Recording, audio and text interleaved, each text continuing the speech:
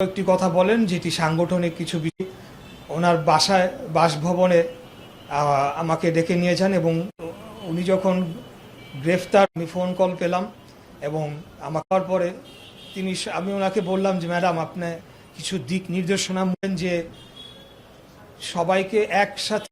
তো আমি ওই একটা দুইটা লাইনের মধ্যে অনেক তাৎপর্য খুঁজে পেয়েছিলাম। অবস্থায় উনি ছিলেন সেটাকে মোকাবেলা করার জন্য আমাদের যে নিজেদের মধ্যে ঐক্যের কোনো বিকল্প নেই, সেই বিষয়টি তিনি একটা সিম্পল লাইনের মধ্যে কিন্তু অনেক কথা তিনি সেটার মধ্যে বলে ফেলেছিলেন যে কোনো উপায়ে আমাদেরকে ঐক্যবদ্ধ থাকতে হবে। আমাদের নিজেদের মধ্যে অনেক ধরনের মত থাকবে, কিন্তু সেটা যাতে আমাদের রাজনৈতিক উদ্দেশ্যকে কোনো কর্মে বাধাগ্রস্ত না করে, সেটুকু শিক্ষায় আমি নিয়েছিলাম এবং আজ পর্যন্ত আমি সেটাকে মনে ধরে রেখেছি। আরেকটি উনি কথা বলেছিলেন যে তোমার এলাকায় বেশি সময় দাও, এলাকায় সময় দিবে, অর্থাৎ আমার যে নির্বাচনী আসন ঢাকা ৬, তিনি এই কথাটির মধ্যে আমি অনেক কথা খুঁজে পেয়েছিলাম। এক তো অবশ্যই নির্বাচনী আসন হিসাবে এলাকায় সময় দিতে বলেছিলেন।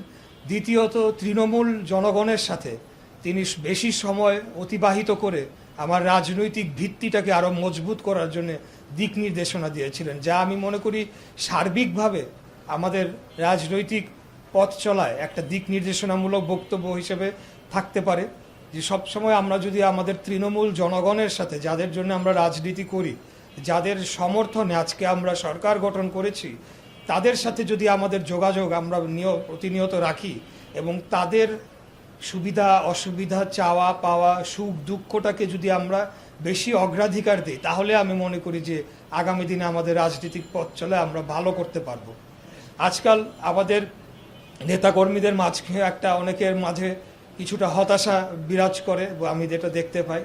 কিন্তু আমি মনে করি যে আমাদের নিজেদের চাওয়া পাওয়ারকে অগ্রাধিকার দেওয়ার আগে আমাদেরকে নিশ্চিত করতে হবে, যেই কারণে বাংলাদেশের জনগণ আমাদেরকে ভোট দিয়ে রাষ্ট্র পরিচালনার দায়িত্ব দিয়েছে, তাদের যে সমস্যাগুলো যে তৈরি হয়েছিল বিগত ১.৫ দশকের ফ্যাসিবাদের আমলে, সেগুলায় নিরসনে আমরা রাজনৈতিক নেতা কর্মী হিসেবে আমরা আমাদের দায়িত্বটুকু যাতে আগে পালন করতে পারি, সেটা আমাদেরকে অবশ্যই মনে রাখতে হবে। আরেকটা বিষয় আমি বলতে চাই যে আমাদের প্রথম নারী মুক্তিযোদ্ধা হিসাবে দেশনেত্রী বেগম খালেদা জিয়া, তাকে স্বীকৃতি দেওয়াটা অত্যন্ত গুরুত্বপূর্ণ বলে আমি মনে করি। আমি বীর মুক্তিযোদ্ধা সহ বেশ কয়েকজন যারা এই সম্পর্কে জানেন, তাদের মুখ থেকে আমি সরাসরি শুনেছি যে যখন মেজর জিয়া তিনি বিদ্রোহ করার জন্যে তিনি কালুরঘাট বেতার কেন্দ্র দখলে নিয়েছিলেন, তখন বেগম খালেদা জিয়া তাদের বাসভবনে অবস্থান করে যে ভূমিকা রেখেছিলেন, সেটা নিঃসন্দেহে আমি বলবো যে এটা কোনো সাধারণ মানুষ বা সাধারণ কোনো, কারণ সেই সময় তিনি বিএনপির চেয়ারপারসন বেগম খালেদা জিয়া ছিলেন না, বা প্রধানমন্ত্রী বা সাবেক প্রধানমন্ত্রী বেগম খালেদা, বিএনপি গঠন হয় নাই, মেজর জিয়াই তখন রাজনীতিতেও আসেন নাই, কিন্তু সেই সময় তিনি ওইখানকার অবস্থানরত যারা সৈনিকেরা তাদের প্রতি যে দিক নির্দেশনা দিয়েছিলেন এবং যে দৃঢ় অবস্থান নিয়েছিলেন, তিনি তার যে সৈনিকেরা যখন দৌড়িয়ে আসে তাকে বলে যে এখানে আমাদেরকে আত্মসমর্পণ করার জন্য নির্দেশ দিয়েছে কর্নেল জাঞ্জুয়া, তখন তিনি নির্দেশনা দিয়েছিলেন আপনারা গিয়ে বলে দেন যে আপনাদের রিপোর্টিং অফিসার অর্থাৎ মেজর জিয়া উপস্থিত না হওয়া পর্যন্ত আমরা আত্মসমর্পণ করব না এবং আমাদেরকে আত্মসমর্পণ করব না। তো এটা প্রমাণ করে দেয় যে বাংলাদেশের প্রশ্নে, বাংলাদেশের দেশপ্রেমের ক্ষেত্রে ওনাকে যে মহান আল্লাহ তাআলা একজন বিশেষ নেতৃত্ব দিয়ে পাঠিয়েছিলেন, সেটা কিন্তু শুরুকাল প্রথম থেকেই লক্ষ্য করা যায় বলে আমি মনে করি। তো পরবর্তীতে আপনারা দেখেছেন যে কত ঝড় ঝুপ তুফান, কত বৈরী পরিস্থিতির মধ্যেও তিনি দেশপ্রেমের ক্ষেত্রে কোনো ধরনের আপোষ করেন নাই, বিধায় উনি আপসীর নেতৃত্বে পরিণত হয়েছিলেন। ওনার লিভার সিরোসিস, ওনার এত বয়স্ক একজন নারীকে বিনা চিকিৎসায় যে মৃত্যুর দিকে ঠেলে দেওয়া হলো, তাকে যে একটা নির্জন কারাগারে বছরের পর বছর বন্দি করে রাখা হলো, তখনও কিন্তু সমঝোতার চেষ্টা হয়েছিল। এই ঘটনাটি আমি সরাসরি আমার বাবার মুখে শুনেছিলাম, উনি যখন জীবিত ছিলেন। 2018 সালের নির্বাচনের আগ মুহূর্তে তাকে সমঝোতা করার জন্য আমাদের নেত্রীর কাছে একজন বড় ব্যবসায়ীকে পাঠানো হয়, তখন খুনি হাসিনার পক্ষ থেকে, যে আপনি করেন, আপনার মামলা সব উঠে যাবে, অর্থাৎ নির্বাচনে অংশগ্রহণ করেন, আমাদের তার ফর্মুলা অনুযায়ী নির্বাচনে অংশগ্রহণ করুক বিএনপি এবং আত্মসমর্পণ করুক, তাহলে ওনার মামলা উইথড্র হবে, উনি কারাগার থেকে মুক্ত পাবেন। তখন আমাদের নেত্রী নাকি খালি একটা কথাই বলেছিলেন, আগে ওকে বলো পদত্যাগ করতে, তারপরে অন্য সব বিষয় নিয়ে কথা হবে।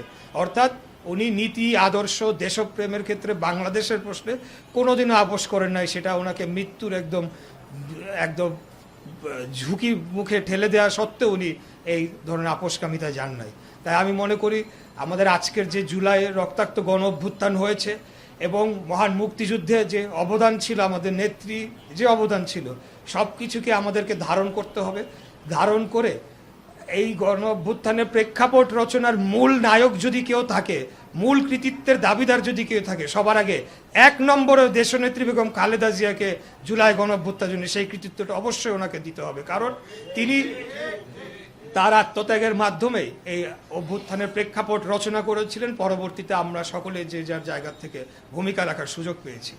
আজকে আপনারা দেখেছেন যে একটি নতুন দল এবং 1971 সালের যে রাজাকারদের যে দল, সেই দল তারা এই জুলাইকে যেভাবে নিয়ে রাজনীতি করার চেষ্টা করছে, ঠিক সেভাবে আওয়ামী লীগ 71কে তাদের একক পৈতৃক সম্পত্তি বানিয়ে তার সমস্ত কৃতিত্ব দাবিদার হয়ে, যেটা একটা দোকান খুলে বসে বাংলাদেশের জনগণের উপরে নির্যাতন অত্যাচার করে বাংলাদেশের ক্ষমতা দখল করে লুটপাট তন্ত্র কায়েম করেছিল, আমাদের আজকের রাজনৈতিক প্রতিপক্ষ বিরোধী দল তারা ঠিক একই পথে হাঁটা শুরু করছে। তাই আমি বলবো আমাদের মুক্তিযুদ্ধের প্রজন্মের ভাইদের আমাদের অনেক দায়িত্ব রয়েছে। নীতি এবং আদর্শের প্রশ্নে আমরা এক চুল ছাড় দেব না। 1971 সাল ছিল আমাদের এই রাষ্ট্র গঠনের প্রথম মূল স্তম্ভ, মূল শুরু আমাদের। পরবর্তীতে যা কিছু হয়েছে তা বিভিন্ন সময় গণ অভ্যুত্থান, একাধিক গণ অভ্যুত্থান হয়েছে, তা কোনোদিনও মুক্তিযুদ্ধের সাথে তুলনা বা সমতুল্য করা যাবে না। এটা আমাদেরকে মনে রাখতে হবে। এই বিষয়ে কোনো ধরনের আমরা কম্প্রোমাইজ করব না।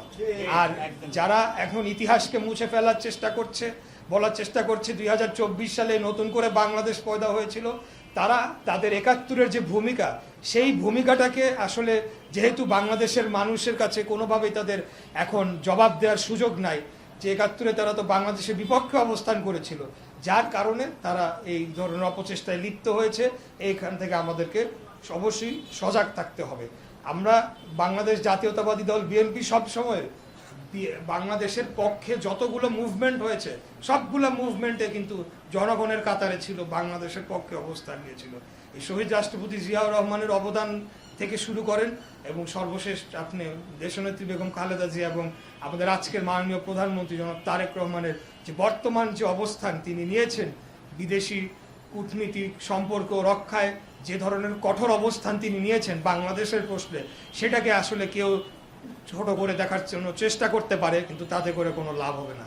তার বক্তব্য দীর্ঘায়িত করব না। সবাইকে আবারও ধন্যবাদ জানাচ্ছি। বিশেষ করে বীর মুক্তিযোদ্ধারা আপনারা দীর্ঘক্ষণ অবস্থান করেছেন।